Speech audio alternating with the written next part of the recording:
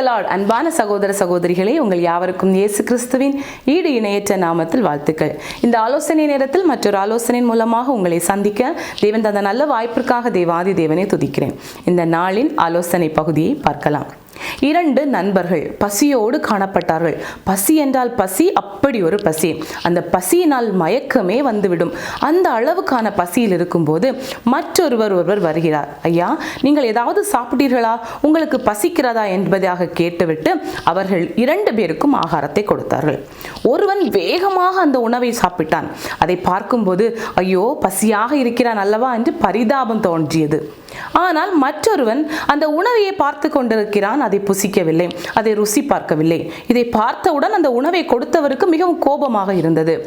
இவ்வளவு அழகான உணவுகளை கொடுத்தும் இவன் சாப்பிடாமல் இருக்கிறானே என்று. ஆம் இல்லையா? யாராவது நாம் உணவை கொடுத்து சாப்பிடவில்லை என்றால் நமக்கு நிச்சயமாக கோபம் வரத்தான் செய்யும். ஆம் அருமையானவர்களே, நம்முடைய தேவன் நமக்கு நல்ல ஆகாரங்களை தந்திருக்கிறார். ஆனால் நாம் சில நேரங்களில் அதை மறந்து இந்த உலகம் போகிற போக்கில் நாம் வாழ்ந்து கொண்டிருக்கிறோம். அது தவறான காரியம். அது நிச்சயமாக நம்மை பாதிப்புக்குள்ளாகத்தான் மாற்றும். தேவன் நம்மை அறிந்திருக்கிறார். அவருடைய வசனத்தை நாம் அனுதினமும் ருசி பார்க்க வேண்டும். இன்னும் தேவனை அறியாத அநேக ஜனங்கள் இருக்கிறார்கள்.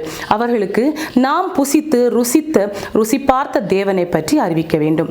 நம்முடைய வேத புத்தகத்தில் சங்கீதம் 34 அதிகாரம் 8வது வசனத்தில் கர்த்தர் நல்லவர் என்பதை ருசித்து பாருங்கள், அவர் மேல் நம்பிக்கையா இருக்கிற மனுஷன் பாக்கியவான் என்று ஒரு அழகான வசனத்தை பார்க்கிறோம்.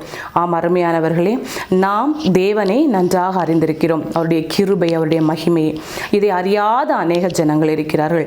அவர்கள் முன்பாக நாம் கர்த்தர் நல்லவர் என்பதை நாம் அவர்களுக்கு எடுத்து சொல்லுவோம்.